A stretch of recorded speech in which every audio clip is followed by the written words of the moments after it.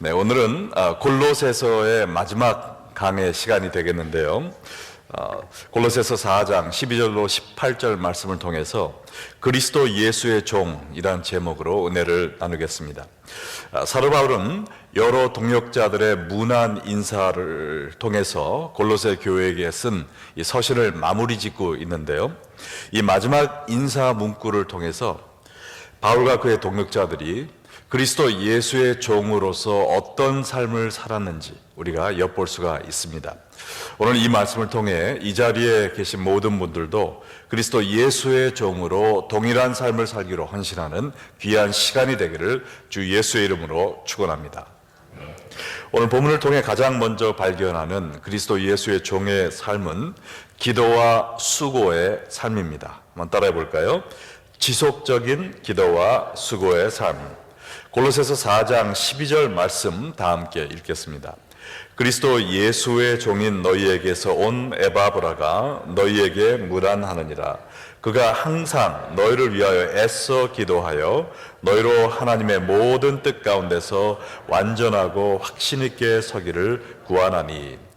여기 그리스도 예수의 종이란 문구는 바울이 자기 자신을 가리켜 주로 사용하는 표현인데 타인에게 사용한 경우는 에바브라와 디모데뿐밖에 없습니다. 이것은 에바브라가 그만큼 신실하고 충성된 일꾼이었음을 보여주고 있는 것인데요. 여기에 너희에게서 온 에바브라라고 하는 것은 에바브라가 골로새에서 온 사람임을 가리키고 있습니다. 에바브라는 바울이 에베소에서 3년 동안 말씀을 가르쳤을 때 그때 예수 믿고 바울 밑에서 훈련을 받은 후에 고향인 골로새로 가서 교회를 세우고 또 목회한 사람인데요. 그는 골로새 교회뿐만 아니라 그 주위에 히에라볼리 그리고 라오디게아 지역에도 교회를 세워서 이 세 교회를 목회했던 사람입니다. 저희가 터키에 성지순례를 갔을 때 이 라오디게아 교회를 그 터를 방문한 적이 있는데요. 거기서 이쪽으로 보면 골로새가 보이고 저쪽으로 보면 또 히에라볼리가 보입니다. 우리가 라오디게아 교회를 생각할 때 예수님이 하신 말씀 중에 가장 먼저 떠오르는 말씀이 하나 있을 텐데 요한계시록에 어떤 말씀이 생각나세요? 차든지 덥든지 하라. 그죠? 예, 계시록 3장 15절에서 16절 말씀에 내가 내 행위를 아노니 내가 차지도 아니하고 뜨겁지도 아니하로다. 네가 차든지 뜨겁든지 하기를 원하노라. 내가 이같이 미지근하여 뜨겁지도 아니하고 차지도 아니하니 내 입에서 너를 토하여 버리리라 라고 이야기를 했는데요. 예수님이 이 비유를 주신 이유는 이 히에라볼리는 뜨거운 온천수가 나는 곳으로 유명했던 곳이고 이 골로새는 차가운 지하수가 나는 곳이었어요. 근데 라오디게아 교회는 물이 좋지가 않았습니다. 그래서 이 라오디게아 교회는 이 수로를 만들어서 이 히에라볼리에서 뜨거운 물을 수입해 오고 또한 골로새에서 차가운 물을 끌어왔던 거예요. 근데 이 오픈되어 있는 수로를 통해서 물이 뜨거운 물과 차가운 물이 라오디게아에 도착할 때쯤 되면은 완전히 차지도 않고 뜨겁지도 않은 텁텁한 온수로 변해 버렸던 것입니다. 그래서 예수님은 그들이 잘 아는 이야기를 하면서 너희가 뜨겁든지 차갑든지 하라, 믿든지 안 믿든지 제대로 하라고 하면서 회개를 촉구하셨던 것입니다. 자, 그래서 여하튼 이 에바브로가 누구냐? 골로새와 히에라볼리와 또 라오디게아 교회를 개척하고 목회한 사람이었다라는 이야기를 드리는 거고요. 자, 그런데 바울이 이 에바브로에 대해서 무엇이라고 얘기했는가? 12절 다시 보시면 그가 항상 너희를 위하여 애써 기도했다고 그랬어요. 예수 그리스도의 종인 에바브로는 골로새 교인들을 위하여 항상 애쓰며 기도한 사람이었습니다. 여기에 애쓰다라는 말은 원어로 아고니조마이라고 하는데요. 여기에서 영어로 아주 고통받다, 필사적으로 힘쓰다라는 뜻을 가진 어떤 단어가 생각나세요? 아고니마조인데 agonize, 그렇죠? agony, 아니면 agonize, 고통받다라는 그 말이 바로 이 단어에서 온 것입니다. 그래서 이거는 NIV 버전으로 보면은 He's always wrestling in prayer for you. 그냥 쉽게 지나가는 기도를 한 것이 아니라 기도로 씨름을 했다라는 거예요. 마치 예수님이 겟세마나에서 땀이 핏방울처럼 될 때까지 우리를 위하여 기도하셨듯이, 또 야곱이 야복강가에서 천사를 붙들고 나를 축복해 주지 않으시면 내가 당신을 가게 하지 않겠나이다 라고 밤새도록 필사적인 사생결단의 기도를 한 것처럼, 이 에바브로는 골로새 교인들을 위하여 기도에 씨름을 하던 중보 기도자였다라는 겁니다. 여러분도 예수 그리스도의 종으로서 중보 기도에 힘쓰는 분들이 되시기를 축원합니다. 우리 다음 금요일에는 모세회 주간으로 미스바 집회를 하면서 우리가 이제 골로새가 끝났기 때문에 제가 다음 책을 시작하기 전에 출애굽기에 나오는 모세의 기도에 대해서 한번 이야기를 하려고 하는데요. 여러분 잘 아는 그 아말렉 군대와의 여호수아의 군대와의 싸움에서 이 모세의 손이 올라가면 여호수아가 이기고 모세의 손이 내려가면 여호수아 군대가 졌잖아요. 이 말은 전쟁의 승패가 칼을 들고 싸우던 여호수아 군대에 달렸다는 얘기입니까? 아니면은 산 위에서 손을 들고 기도하던 모세의 기도에 달렸다는 겁니까? 전자입니까? 후자입니까? 모르시면 무조건 후자라고 그러면 돼요. 그래서 모세의 기도에 전쟁의 승패가 달렸다라는 것이죠.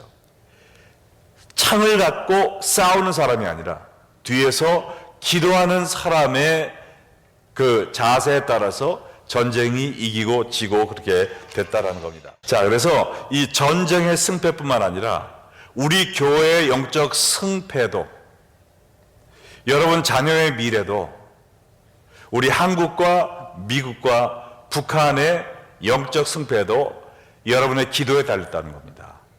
중보 기도가 그렇게 중요하다는 거예요. 자, 그래서 정말 여러분의 손이 올라가느냐 내려가느냐에 따라서 우리 교회의 미래가, 여러분의 자녀의 미래가 좌지우지 된다라는 것입니다.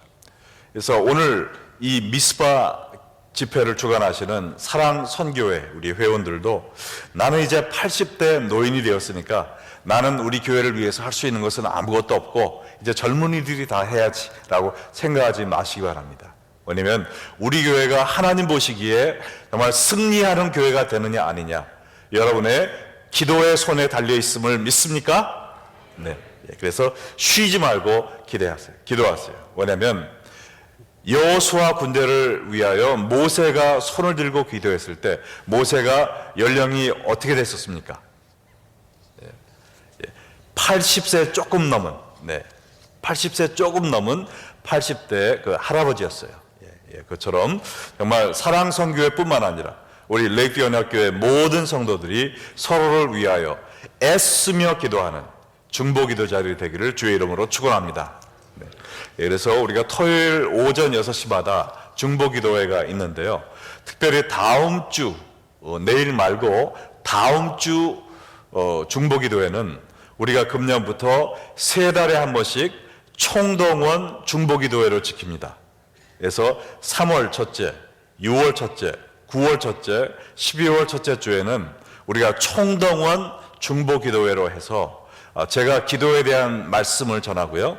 우리가 모두를 합심하여 전교인이 기도하고 그 다음에 저 체육관에서 아침 식사를 나누게 됩니다. 그래서 내일도 오시면 더 좋지만 다음 주 토요일 날에는 꼭 간다라는 마음을 가지고 여기 계신 모든 분들, 또 주일날 오시는 모든 분들이 참여해서 부르짖는 그러한 기도회가 되기를 소망합니다. 자, 근데 이 에바브로의 기도 내용을 보면 골로새 교인들이 하나님의 모든 뜻 가운데서 완전하고 확신 있게 서 있기를 구한다라고 그랬어요. 이것은 그가 이 땅의 축복을 위해 기도한 것이 아니라는 것입니다. 영적인 축복, 영적으로 굳건히 세워져 가도록 기도했다는 말이에요. 여러분이 여러분의 가족을 위해서 기도할 때도, 또한 우리 교회를 위해서 기도할 때도 먼저 영적인 축복을 위해서 간구하시기 바랍니다. 아멘 하나도 안 하시네요.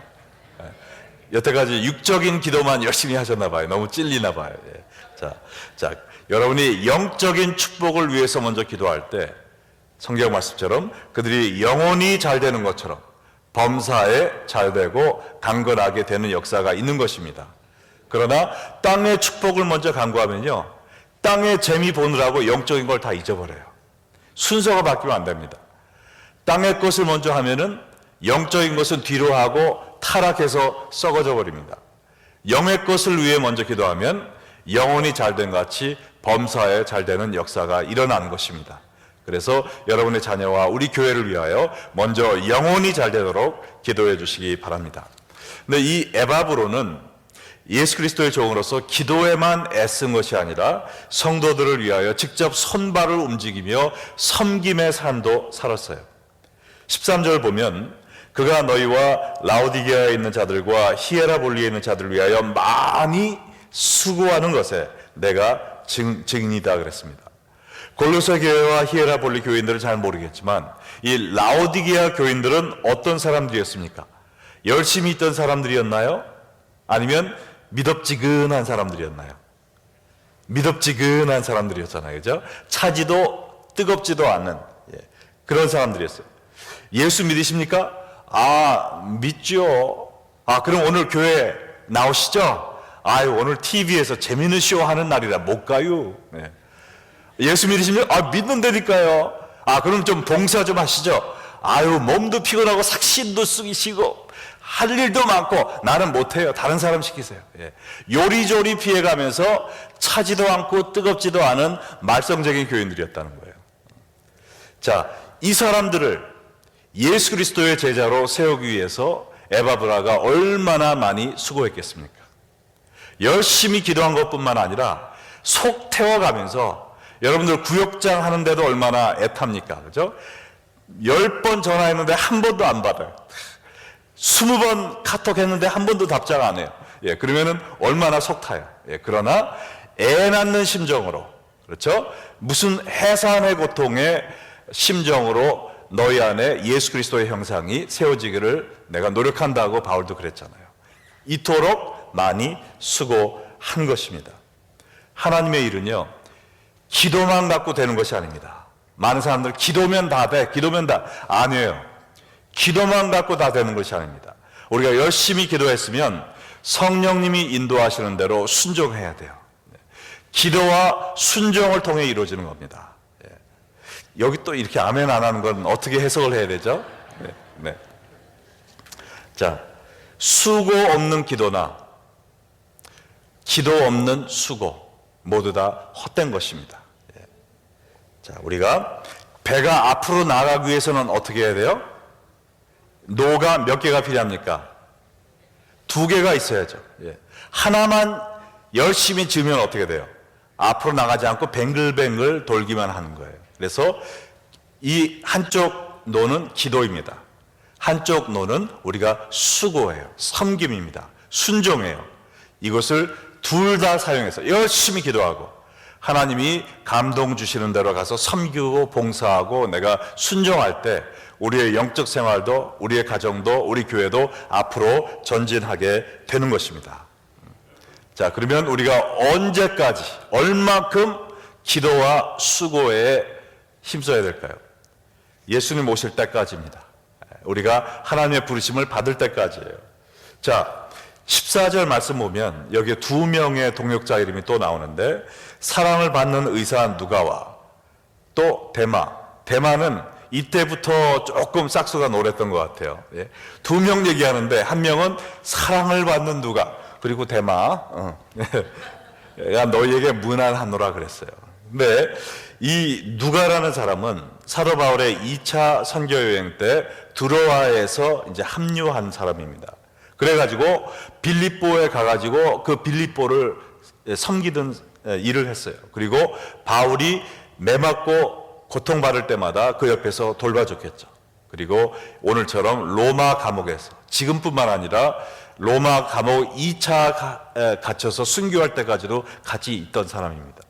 84세에 본인이 순교할 때까지 하나님께 변절하지 않고 끝까지 기도와 수고에 힘썼던 사람이에요. 그래서 결과적으로 이를 통하여 사도 바울이 사역을 힘있게 할 수 있게 됐고요. 본인도 어떤 성경책을 썼죠? 누가복음과 사도행전을 써서 우리에게 커다란 영향을 미치고 있습니다. 유대인도 아니었어요. 이방인이었습니다. 그러나 이렇게 놀라운 정말 영적인 업적을 남기게 되었어요. 그러나 이 데마는 어떻게 됐습니까? 데마, 말씀꾸러기 데마. 디모데후서 4장 10절 11절에 보면 데마는 이 세상을 사랑하여 나를 버리고 데살로니가로 갔고, 그레스게는 갈라디아로, 디도는 달마디아로 갔고, 많은 사람이 바울을 버리고 도망갔어요. 핍박이 너무 심해져서 생명의 위협을 느끼게 되니까 막 도망간 겁니다. 그러나 끝까지 누가 함께 있었어요? 제가 답을 얘기했는데 끝까지 누가 함께 있었어요? 누가가 함께 있다라는 겁니다. 그리고 네가 올 때 마가를 데리고 오라. 그는 나의 일에 유익하니라 그랬어요. 데마는 한때 하나님을 위한 수고와 기도를 아끼지 않던 사람이었지만 세상을 사랑하는 마음이 들어가 버리니까 주님을 섬기는 일이 힘들어질 때 다 팽개치고 도망가 버렸다는 겁니다. 그것도 바울이 죽음을 목전에 두고 가장 힘들고 외로워하던 그때 바울을 던져버리고 자기가 살던 세상으로 돌아갔다는 거예요. 끝까지 주님을 섬기지 못했던 그 데마가 남긴 일이 뭐가 있습니까? 성경 전체를 찾아봐도 데마가 이걸 했다라는 말이 단 한마디도 없어요. 무의미한 삶, 세상적인 삶, 아무런 열매가 없는 삶을 살다가 하나님의 심판을 피할 수 없게 됐다라는 것입니다. 여기 있는 모든 분들은 예수 그리스도의 종으로 기도와 섬김의 삶을 사시되 내가 섬기고 싶은 마음이 나고 남들이 박수 쳐주고 인정해주고 기분 좋아서 신난다라고 섬길 때뿐만 아니라 남들이 나를 오해하고 핍박하고 돌을 던지고 아무리 힘든 그 시점이 온다 하더라도 주님이 부르신 길이라면 끝까지 지속적으로 변함없이 이 길을 가는 여러분 되시기를 주의 이름으로 축원합니다. 자, 오늘 말씀을 통해 발견하는 그리스도 예수의 종의 두 번째 모습은 다음 세대를 세워주는 삶입니다. 골로새서 4장 15, 16절 말씀을 보시면 바울이나 에바브로가 자신들만 열심히 기도와 섬김의 삶을 산 것이 아니라 다른 사람들도 그런 삶을 살 수 있도록 다음 세대를 세워주는 삶에 많은 노력을 기울인 것을 볼 수 있습니다. 15, 16절 보면 라오디게아에 있는 형제들과 눈바와 그 여자의 집에 있는 교회에 문안하고 이 편지를 너희에게서 읽은 후에 라오디게아에 있는 교회에서도 읽게 하고 또 라오디게아로부터 오는 편지를 너희도 읽으라 그랬어요. 자, 15절에는 바울이 이 골로새 교인들에게 부탁을 합니다. 너희들이 라오디게아에 있는 이 문제아 교인들을 이렇게 내치지 말고 모른 척하지 말고 가서 먼저 사랑의 문안을 전하라라는 겁니다. 가서 돌보라는 것이죠. 차지도 뜨겁지도 않은 이 나태한 신앙인들한테 너희가 먼저 가서 그리스도의 사랑으로 뜨겁게 데피라는 거예요. 16절에 보면 이 골로새 서신을 너희들이 먼저 읽은 후에 버리지 말고 라오디게아 교회에도 이 서신을 읽고 순종함으로 성장할 수 있도록 이 말씀을 나누는 삶을 살아라라고 권면하는 겁니다. 그리고 그와 같이 라오디게아인들이 먼저 받은 이 편지도 이것이 에베소서 있을 가능이 많고요. 왜냐하면 이게 모든 갈라디아 사람들을 위해서 쓴 편지고 아니면 우리가 지금 손에 없는 라오디게아를 위한 편지가 따로 있었는지는 모르겠어요. 근데 이 편지를 너희도 받아서 너희도 읽고 순종함으로 너희도 서로 영적 성장에 힘쓰라라는 겁니다. 바울은 교우들이 모여서 서로 사랑하며 사는 그것만을 바라지 않았어요. 물론 우리가 하나 되는 것 중요합니다. 그러나 거기서 끝나면 아무것도 아니에요. 서로 영적으로 격려해줘서 철이 철을 날카롭게 갈아주듯이 성도들이 모이면 서로 나도 열심히 한번 살아봐야지. 나도 저 사람처럼 성경 더 읽고 순종하는 삶을 살아야지. 나도 저 사람처럼 한번 전도하며 살아야지. 이러한 영적인 자극을 줘서 서로 주님을 더 사랑하고 따라가는 그런 교인들이 되게 해야 된다라는 말을 한 것입니다. 할렐루야. 자, 17절 말씀을 보세요. 여기 아키포, 이 발음하기가 쉽지는 않은데요. 꼭 로보캅 같죠? 근데 이제 아키포라는 사람에게 이르기를 너희가 이제 가서 얘기하라는 겁니다. 주 안에서 바른 직분을 삼가 이루라고 말하라는 겁니다. 이 아키포가 누구냐? 골로새 교회가 모이던 장소가 이제 이 3세기까지는 교회 건물이 없었어요. 사람들 집에서 모였습니다. 이 골로새 교회는 어디서 모였냐? 빌레몬이라는 사람의 집에서 모였는데 이 빌레몬의 아들의 이름이 아키포입니다. 근데 이 아키포가 에바브라가 골로새 교회를 목회하다가 떠나서 로마에 바울을 도우러 왔을 때 그 골로새 교회 후임으로 섬기는 사람이 됐다라는 겁니다. 자, 그래서 이제 처음으로 교회를 섬기게 된 이 젊은 종을 골로새 교인들이 충성을 다하여 자기의 맡은 바 소명을 다할 수 있도록 도와주라라는 이 얘기를 하는 거예요. 복음은 이렇게 한 세대로부터 다음 세대로 이어져야 됩니다. 바울을 통해 예수 믿고 제자가 된 에바브로가 골로새 교회를 설립했어요. 그의 목회를 통해 빌레몬의 아들인 아키포가 예수를 믿고 제자가 되어 성장하여 이제는 골로새 교회의 목회자가 된 것입니다. 이 얼마나 아름다운 그림이에요. 현대교회의 가장 큰 문제는 한국에 있는 교회들뿐만 아니라 이 미국에 있는 교회들도 주일학교가 점점 없어지는 겁니다. 제가 작년 3월에 한국에 가서 들은 이야기는 한국에 주일학교가 아예 없는 교회, 주일학교가 줄어드는 게 아니라 아예 없는 교회가 70%가 된다는 거예요. 10교회 중에 7교회는 주일학교가 아예 없는 거예요. 시카고에 있는 교회도 다르지가 않습니다. 우리가 아무리 열심히 주님을 섬긴다 해도 우리가 다음 세대를 제자로 세워주지 못한다면 기독교는 우리 세대로 끝나버리는 거예요.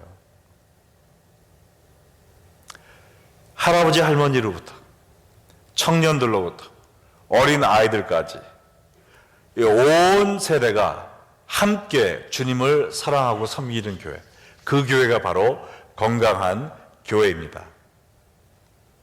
여기서는 아멘이 좀 나올 법한데, 자, 다시 한번 가겠습니다. 자, 할아버지로부터 정말 젊은 청년들부터 또 어린 아이들까지 이 3세대가 함께 어울려 하나님을 사랑하고 섬기는 교회가 건강한 교회입니다. 예. 이런 교회가 당연한 것 같이 느껴지시지만 별로 많지가 않아요, 진실로. 정말 하나님께 감사한 것은 우리 레이크 연합교회 나이 많이 드신 어르신들도 충성 다해서 하나님을 섬기시고, 또 우리 아버지 어머니 젊은 이런 가정들도 열심히 주를 섬기고, 또 우리 2세 청년들, 또 어린아이들, 주일학교 학생회가 날로 점점 부흥하고 있습니다. 할렐루야. 이건 정말 하나님의 축복과 사랑을 받은 교회예요. 네. 제가 듣는 바로는 지금 시카고에서 우리 교회가 주일학교와 학생회가 제일 많은 교회가 됐다고 들었어요. 예. 하나님께 감사해야 됩니다. 그러나 우리가 더 힘써야 돼요. 예. 나만 예수 잘 믿는 거로 끝나는 게 아니라 나보다 내 다음 세대가 더 예수님 잘 믿도록 우리가 세워주고, 예. 격려하고, 예.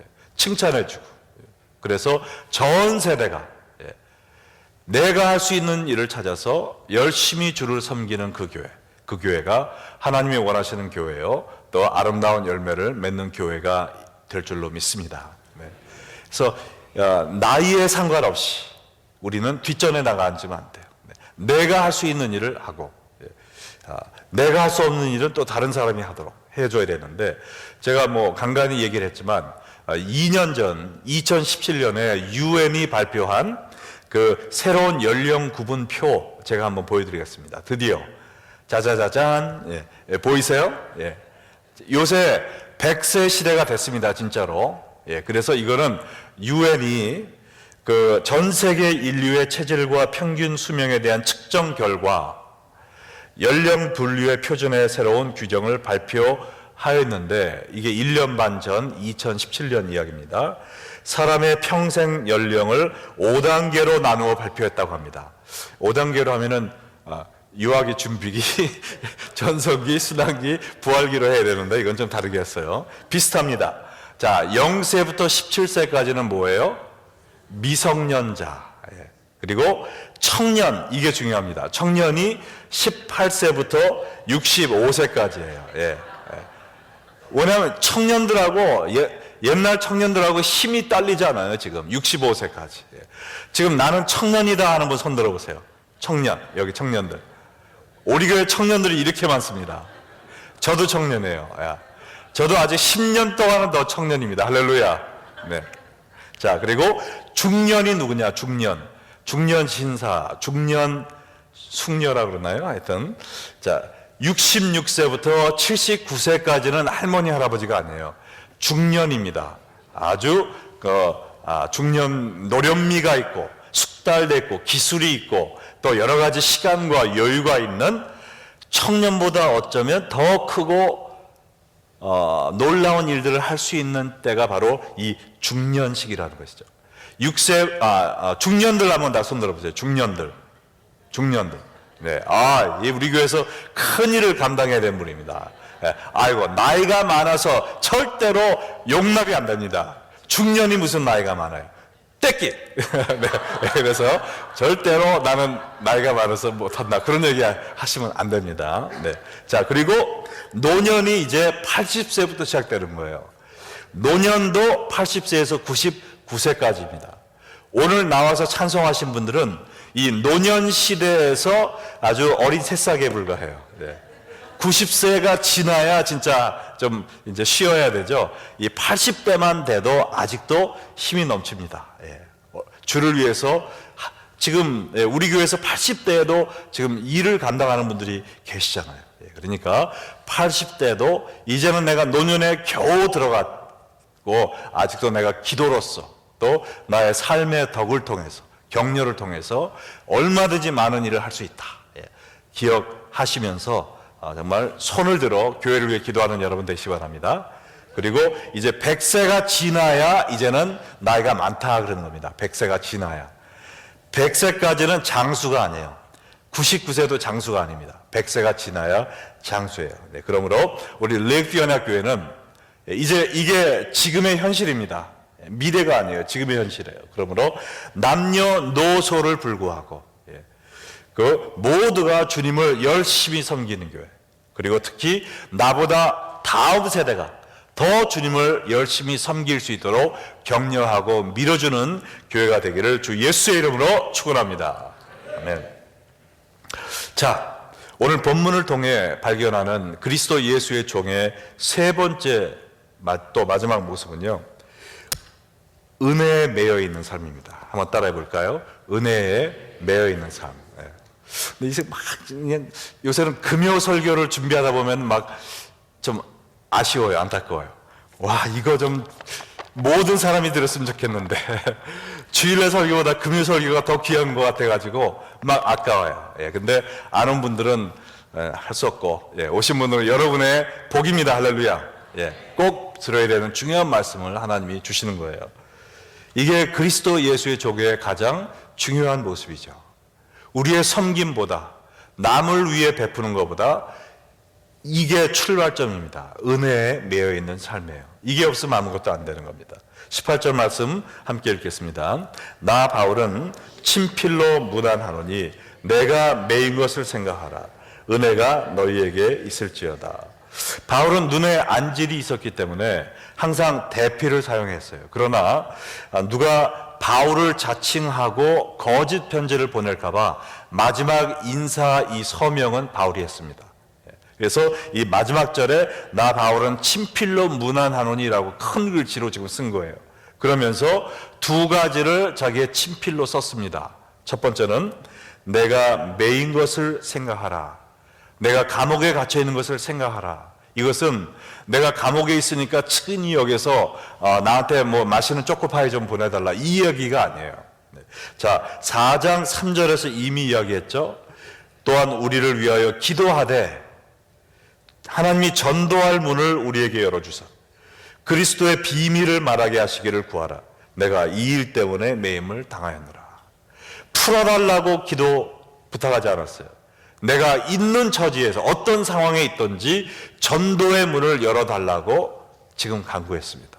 내가 매여 있으니까 전도하기가 전에처럼 수월하지 않으니까 당신들이 나를 위해서 기도해줘서 이 감옥에 있으면서도 내가 이 전도에 문이 막히지 않도록 기도해달라. 얼마나 놀랍습니까? 자, 근데 마지막으로 그가 마지막으로 쓴 글은 하나님의 은혜에 관한 내용이었어요. 골로새서 4장 18절 마지막 부분에 뭐라 그럽니까? 은혜가 너희에게 있을지어다. 그리스도 예수의 종에게 가장 중요한 것은 하나님의 은혜 안에 거하는 것입니다. 바울과 그의 동역자들이 어떻게 그 고통스러운 감옥에서도 오직 복음의 전파만을 생각하는 사람들이 되었을까요? 바로 하나님의 은혜를 체험한 사람들이었기 때문에 그런 거죠. 그들의 육신은 비록 감옥에 갇혀 있었지만 그들의 영혼은 은혜에 매여 있는 사람들이었어요.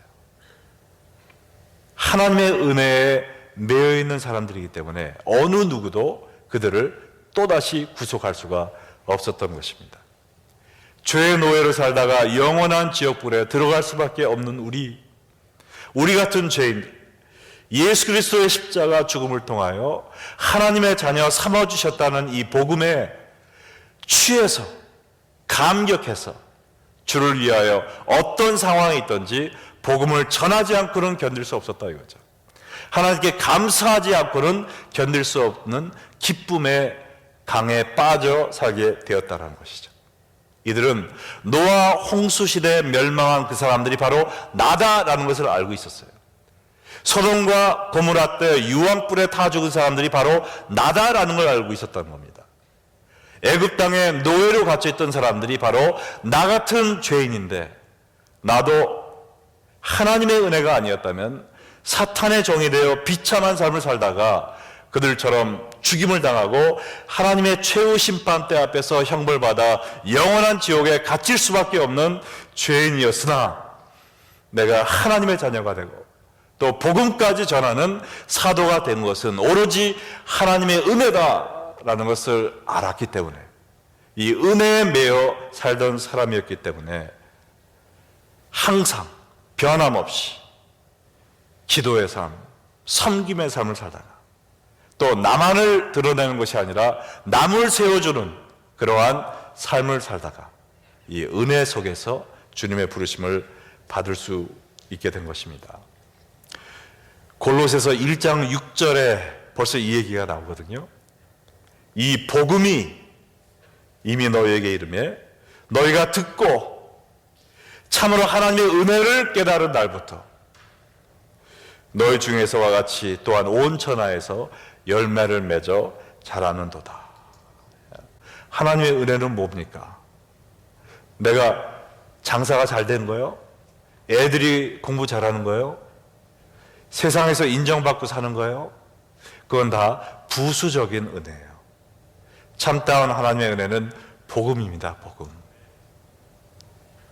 십자가에서 예수님께서 나 같은 죄인을 위하여 돌아가심으로 말미암아 나같이 추악한 죄인이 구원받아 천국 가게 되고 하나님의 자녀가 되었다는 이 복음, 이것이 바로 하나님의 은혜입니다.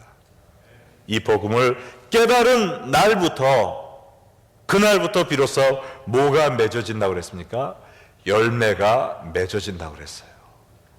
우리가 성경 공부 열심히 하면서부터, 성경 박사가 되면서부터, 기도 열심히 하면서부터 열매 맺어지는 게 아니라 이 복음의 은혜와 감동이 흘러 넘치는, 복음을 통하여 하나님의 은혜에 무너져 버리는, 어떻게 감히 나 같은 사람이 하나님의 자녀가 될 수 있겠습니까? 그럼에도 불구하고 나를 또다시 용서해 주시고 또다시 용서해 주시고 또다시 용서해 주시는 하나님의 복음에 취해버리는 그 순간부터 우리가 참된 삶의 열매를 내 안에서 또 땅끝까지 맺으며 살 수 있다는 것입니다. 이것이 예수 그리스도의 종의 모습이에요. 이것만 있으면 됩니다. 그래서 금년도 우리 교회의 목표가 뭡니까? 표가 뭐예요? 복음의 은혜와 감동이 흘러 넘치는 교회. 복음밖에 없습니다. 이 복음에 부딪혀 내가 깨어져야 돼요. 산산조각이 나야 됩니다. 그리고 하나님의 십자가, 그리스도의 십자가 앞에 엎드려 하나님의 은혜에 취해서 울며불며 감사하며 나의 사랑을 고백하는 사람이 될 때, 그때 우리 교회를 통해 하나님이 기뻐하시는 열매가 맺혀질 줄로 믿습니다.